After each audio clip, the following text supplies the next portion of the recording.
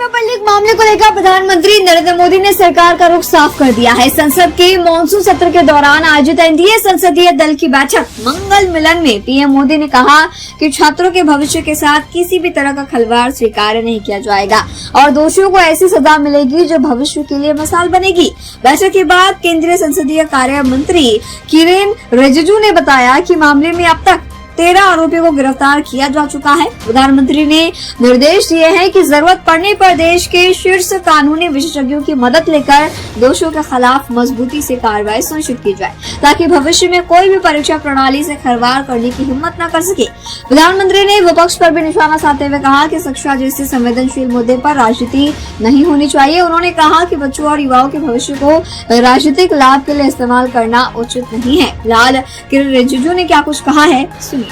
NEET के exam के बारे में आदरणीय प्रधानमंत्री जी ने कहा है कि जब पेपर लीक का खबर आए तुरंत सरकार ने कार्रवाई किया और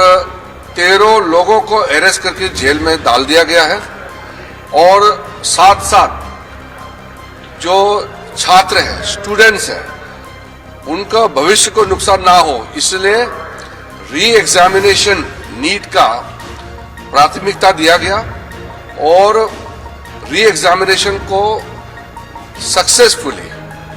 सफलतापूर्वक कंडक्ट किया गया और उसका रिजल्ट निकलने में कोई विलंब नहीं किया।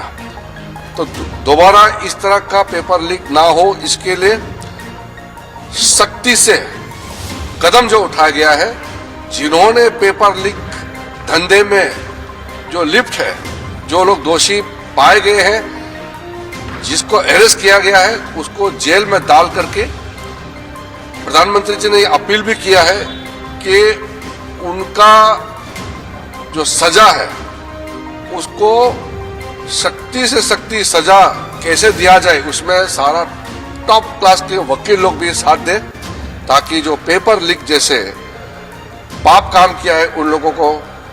घोर सख्त सजा मिले और आगे पेपर लीक नहीं होने के लिए सख्ती से जो कदम उठाया गया है उसके बारे में भी प्रधानमंत्री जी ने जानकारी दिया। और प्रधानमंत्री जी ने यह भी कहा कि पेपर लीक सिर्फ एक राज्य का मामला नहीं है,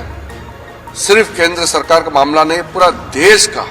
हर एक राज्य में जहां जहां पेपर लीक करने में जो लोग लिप्त है, जो लोग इस धंधे में इन्वॉल्व है, जिन्होंने काम इस तरह का घिनौना किया है, पाप काम किया है, उनको सजा देने के लिए सब एकजुट होना चाहिए। ये कोई दलगत राजनीति का विषय नहीं है, ये देश का विषय है और युवाओं का भविष्य के साथ कोई खिलवाड़ नहीं होने के लिए और खिलवाड़ नहीं करने देने के लिए सख्ती से कदम भी उठाए, सजा भी दे दोषियों को और फिर फुल प्रूफ सिस्टम काम जो अभी कर रहे हैं उसमें भी सब मिल करके करें। इसको प्रधानमंत्री जी ने बल दिया है।